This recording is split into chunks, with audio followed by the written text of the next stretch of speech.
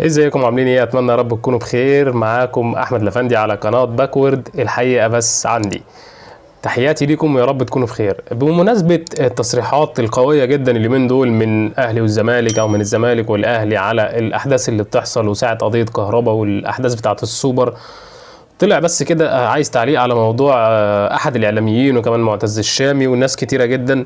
معتز الشامي طلع يقول ان النادي الاهلي مدلل افريقيا ومدلل الكاف ومدلل الدوله ومدلل المؤسسات ومدلل مش عارف ايه من ايام الهلال السوداني ولحد دلوقتي.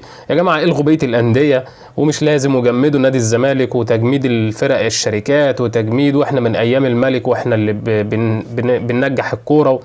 كلام انا شايف مش عارف يعني ايه منطق الكلام ده يا استاذ معتز، وانت والناس اللي برضو بتتكلم بالطريقه دي.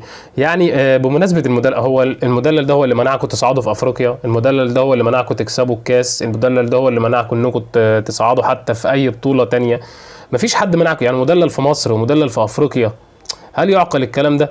بمناسبة الأحداث اللي بتحصل دي كلها، يعني المدلل هيبان عليه مدلل بمناسبة يعني ماتش الهلال اللي اتفوت من صن داونز يعني، ولا إيه؟ أنا مش عارف. عموما قولوا لي رأيكم إيه في الكومنتات، ويا ريت تنتشروا لايك للفيديو وتصلوا على النبي عليه الصلاة والسلام واشتركوا في القناة عشان يوصلكم الأحداث أول بأول. اتأكد إنك اشتركت هنا على قناة باكورد مع أحمد الأفندي في دايما الحقيقة بس عندي. أشوفكم على خير وفيديو جديد. تحياتي ليكم في رعاية الله. سلام.